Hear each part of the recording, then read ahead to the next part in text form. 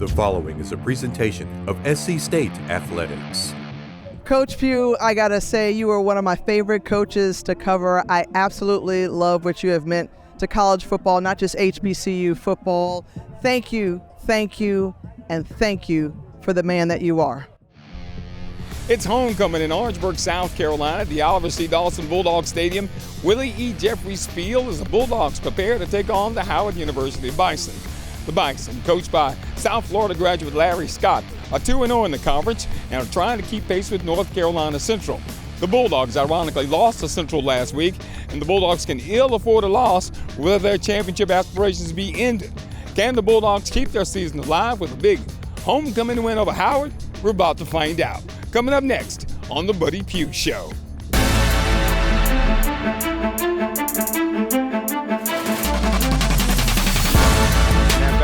Gives it to Alex on the right side. Alex bounces it outside in the 40, turns the corner into 45, at the field into Morgan State territory. 25-20, 15-10, 5. Dixon breaks through the 40, 20-40, 35-30. Johnny Dixon is 25-20, 15-10. Johnny Dixon 5. Touchdown, Lonnie Dixon. He keeps it himself. Devontae got wrapped up and gets him on the turf. Coach Pough, Howard University, homecoming. I don't know which is bigger, big homecoming crowd, but this is a big ball game for us, a must-win for us here this afternoon. I guarantee you, it's a big game for us. The homecoming is great, and I'm looking forward to seeing all the people show up and that kind of stuff.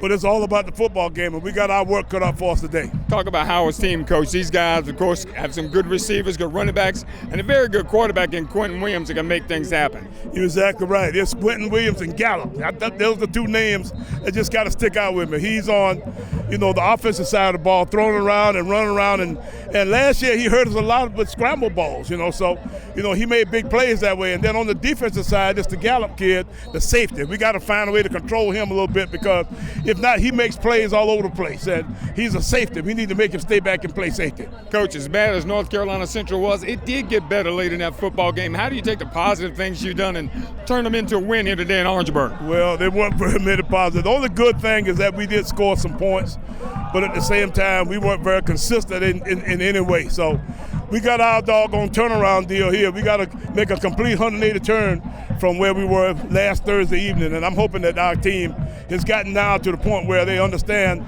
the significance of what happened and how we got to fix it. You talk about Gallup on defense, Coach. It's not many times that he's safety can have that much of an influence on a football game, but they move him around a lot. They do. He's up in the line of scrimmage a bunch, so he's a linebacker in disguise. But at the same time, he can make some plays in the secondary on the throw game too. So he's a good football player. And they've got a bunch of good. You can tell the whole scheme back there is a real intelligent group of kids. They watch a lot of film. They get in the right spots. Even when they don't necessarily have to make a play, you see them in the right spots that they can if something should develop in a particular play. So it's a good defense to watch, and I've enjoyed watching them this week as they operate. One of the bright spots last week was Juwan Howell, Coach. What's going to be the key to you on getting some points on the board, because Howard's going to score some points? Well, we will, and we've got to find a way to control their secondary in a way that they don't necessarily have a chance to get 9 and sometimes 10 people into the box. So, we've got to control them and make them stay back. So if we can do that, then we can get Juwan Howell some rushing yards. But we got to consistently move the football, both throwing and running. This is going to be a mixture in a way that we've got to continue to be consistently moving the football. Coach, this is going to be your last homecoming as South Carolina State head football coach. Had a moment to reflect on your career and the many homecomings? No, I hadn't. That's one of the good things about this deal is I don't have time to pay attention to a lot of those things that don't really mean much right now. We are mostly about the big things, trying to prepare this football team. I'm not worried about the nostalgia parts of, where we are and when we're going and how many of, all that kind of stuff. So at this point right now, we're on a football game. We're trying to win a football game. That's our only mission. Key to doing it today is what? Is always, as always, we got to consistently move the football, score points, and at the same time, we got to do a nice job, a lot better job on covering all those little things that you saw big plays on this past week. All right, Coach, best of luck this afternoon. Thanks a bunch, Ernest. He's got it, and we are underway. It's going to be Richard Bailey from the 4-yard line. Bailey at the 5, at the 10, at the 15. Bailey at the 20, 25, at the 30, outside at the 35, at the 40, 45, 50, pushed out of bounds. at the 45-yard line. Fields back to pass, straight drop back, looking. Got a man out there throwing it long. And this threw an interception. It is incomplete. My goodness, what an ill-advised pass. Bison at the 26. Play action fake. Williams back to pass. Williams going long. Got a man wide open, caught up at the 45-yard line. Two Bison are to the left, one to the right. Shotgun snap back to Quentin Williams. Williams looking, in trouble. Williams can run it. Williams flips it. I got a man wide open in the end zone. Touchdown, Howard University. And so with 6:38 to go in the first quarter, Bulldogs already in a 7-0 hole. South Carolina State with the football. They give it to Juwan. Juwan dances at the line of scrimmage, breaks free at the 45. Juwan gets outside it. The 41 man to beat. Got a blocker out there. Justin Smith-Brown down to the 25, 15, 10, 5. Juwan into the end zone. Touchdown, South Carolina State. 48 yards for Juwan Howell. With 5:44 to go here in the first quarter, it's South Carolina State 7 and Howard 7. Shotgun formation. Corey play action fake. Corey back to pass looking. Corey now wants to run. Corey needs a block. Gets a block at the 25. Corey fights across the 30. Caleb snaps. Jordan has it down. Gavin still is in it. It is up. It is long enough, and it is good. 10 unanswered for the Bulldogs as the Bulldogs take the lead with 13:26 to go here in the first half. Corey from the shotgun gives it to Juwan. Juwan through it to 30, 35, 40. Cut back at the 45. Juwan still on his feet at the 50. At the 45, Juwan Howell all the way down to the 35-yard line of Howard University. Our score at the half, South Carolina State 10, Howard 7. Coach, Howard University, have to talk about Juwan Howell, 283 yards, third all-time in South Carolina State history. As a running back in a performance in one game, he was incredible. Yeah, you're exactly right. Juwan Howell is the real deal. And we've been kind of seeing that kind of budding for the most of the season. He has really come on here down the last couple games. Had the big run or two, had 120-some yards against Central, who's really good. And he comes out here today and has a yardage that you just don't see. He's the third all-time, number. So 283 yards is a great day for a guy, and we needed every yard of it. Before we get into the game, Coach, offensive line, they did a great job up front. Those guys were really clicking almost the entire ball game. We had as good of an offensive line concept for this game, and it worked out in a way where we found it early enough. There was a point there toward the end of the second quarter when we probably should have dropped it in their laps a little bit sooner. We were trying to still mix it up and throw it around a little bit, and lost some points that way. So if it had been for the halftime, for us to really get a chance to sit down and talk it through, then we might have continued to go that way. But the second half, we came out with a definite idea that we were going to try to cram the ball on their throat, and that came to be the most important decision of the day. Now, Coach, this game started off. Howard went right down the field, had some concerns. Almost remind you of the Delaware State game where they went right down the field. Well, it really reminded me of the Central game, and I was saying, you know what, we're not going to be able to stop another crew again this week. And, I was really devastated at the beginning of the game, but at the same time, you got to kind of hang in there. You got to just kind of, maybe get yourself. And what really helped was Juwan got us going again because we got a big run from Corey at the very beginning of the second drive, and then we gave it to Juwan on a little inside run, and he kind of found his way, and next thing you know, he was down the sideline and back through it and into the end zone. So let's continue now, Coach, as far as, the offense got going. Gavin Zimmerman comes in. We don't talk about the special teams that much, but at Gavin, every time he's been called upon, he's made every field goal this year, only missed one extra point. You know what? He's a real consistent guy that way, and I beat him up. He had a little issue earlier in the week, and I beat him up a little bit. But after the beat up, then I had to bring him back into the house because I knew that he had missed a field goal. And I don't know when. I'm not talking about just this year, but last year he was awfully accurate. So I can tell you that this guy is a valuable partner. And our special teams as a whole, the whole crowd. Caleb Brown, who's our long snapper. Jordan Smith, who holds exactly. Max Cobb, our punter. The entire outfit, has done a really good job of handling their particular phase of the game. And it was big today because we averaged 40-some yards a punt.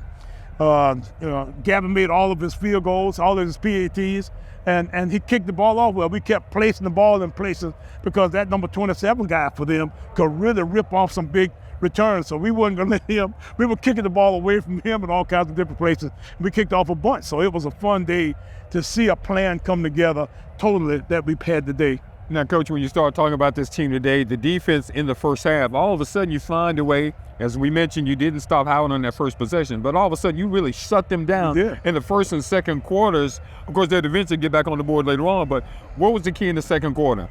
Well, we found a way to take the run away from them. So at that point, they weren't running the football very effectively, and then that could get them in third and long and get in a situation where we could get them off the field. We actually held them to somewhere in about the 3 or 4 or 14 or somewhere in that neck of the woods, third down conversion. Now, they got a couple fourth down conversions. I think they made 3 or 4 fourth down conversions, but at the same time, we continuously kept them in long yardage situations for third down and got them off the field that way. They punted 6 or 7 times in this game. That was big for us. And I tell you, our defense found it after that first drive, but I was scared.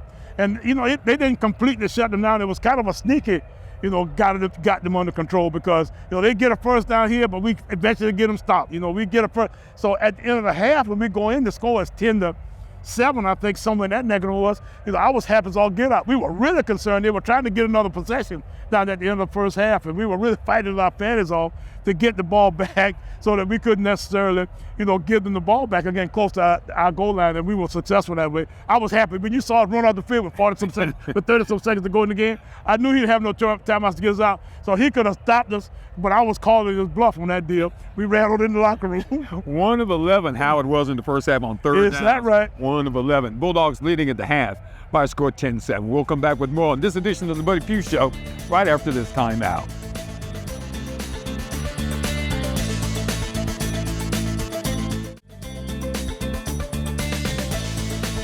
All right, it's time for the Prism Health Injury Report for the Howard University game, Coach. And to be honest with you, we came out pretty well and have been dealing with a lot of injuries and just dealt with them against Howard. You're exactly right. The only guy that we really got hurt, we lost Dallas Ford a couple weeks ago, and he's still out with a knee deal of some sort.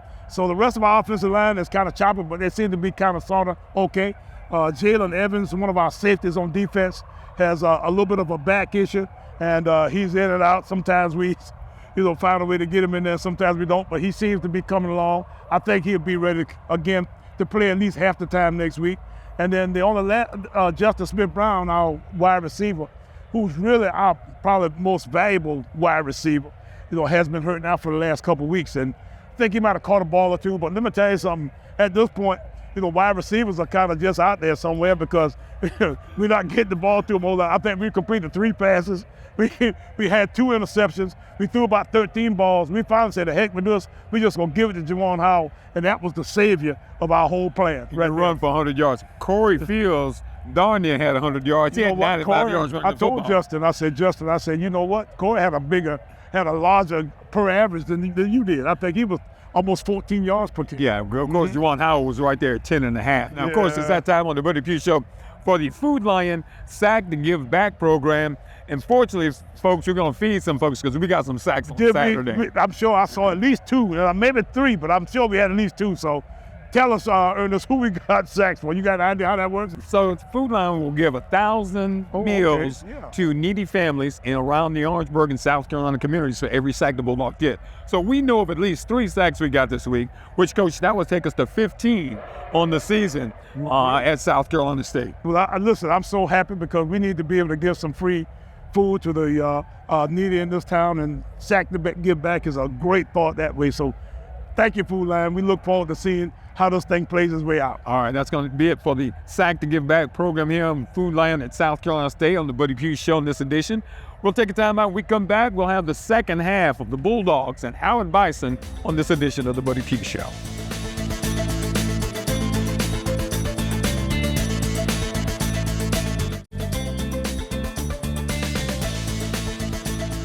Gavin, the squeak kick again. This time it's picked up by the up back, the tight end, and he's going to be knocked down at about the 38, 39-yard line. Football on the far hash as we attack left to right. They give it to Juwan Howell.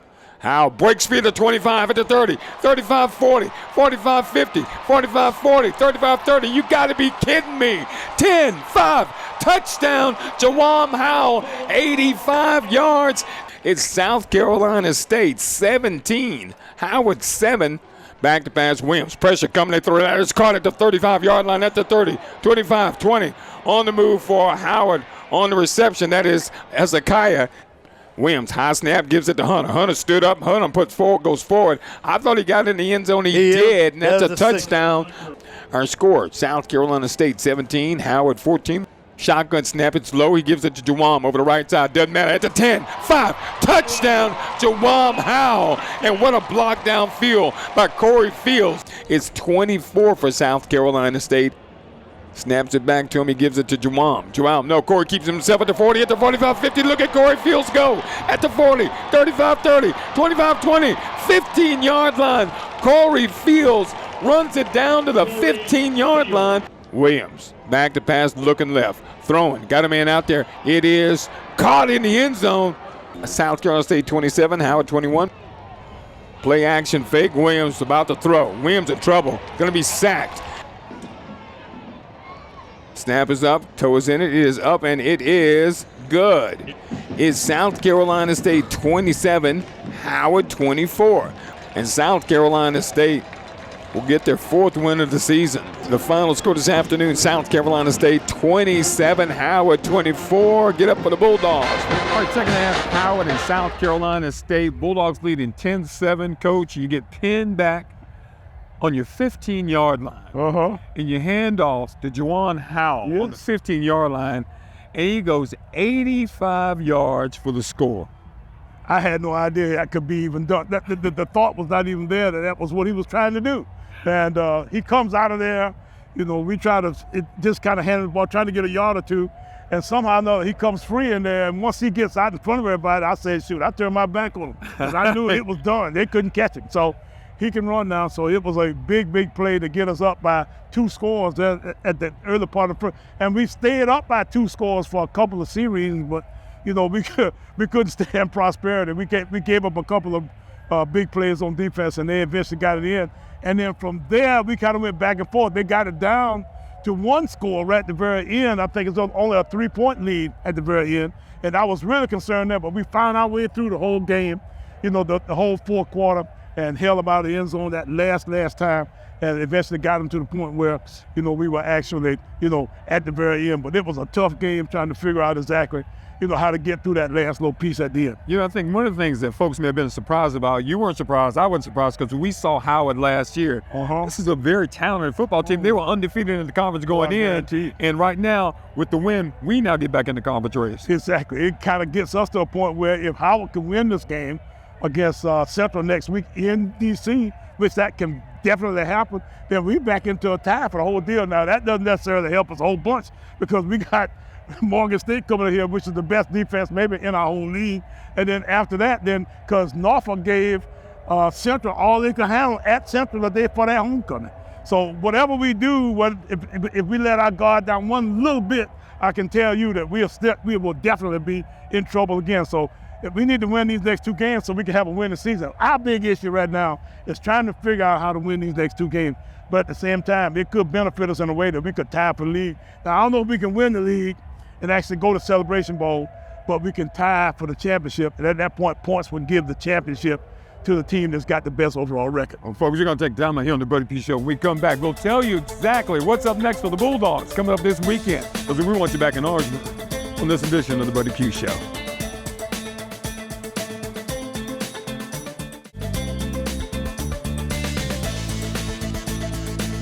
All right, Bulldogs now take on Morgan State. Morgan State, of course, gave the Bulldogs fits up in Baltimore last year. And, Coach, I think probably, other than Larry Scott at Howard, Damon Wilson is one of the most underrated coaches. People up north know who he is, but he was a terror in the CIAA for years at Penn State. I guarantee you, he has done a fantastic job at Morgan. And they've gone out and gotten a lot of these transfer pool guys now, because last year he came in there about the middle of the summer, so he didn't really have a chance to do anything but just kind of use what he had. But now he's actually gotten some of his guys, and he's a known commodity around that Bowie, Maryland area.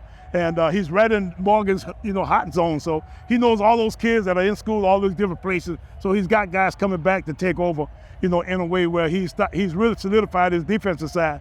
Now, he's a little bit risky on offense still, And it looks like they still might be trying to find their way a little bit on that side of the ball. But I can tell you that they are as good as any team defensively in this league. Came back and beat Norfolk at their homecoming this past weekend. This is going to be just like you like to see. Stop the run, run the ball. Oh, I guarantee you. We want to try to do exactly that. Now, whether we can or not is to be determined. Everybody says that Morgan's defensive front is so good up front that nobody can really run the ball. But I can tell you what, we can run the ball almost anybody right now. So I think we may be able to at least dent them a little bit. Well, folks, as far as that's concerned, another thing you want to make sure you point out, it is a noon start. It's a 12 o'clock start. Great. It's a noon, and it's also the reunion of the 1973 team, the first Willie Jeffers head football coach position team here at South Carolina State. And so all my teammates from my junior year in college are coming back here to celebrate the end of my deal, because I'm going off into Never Never Land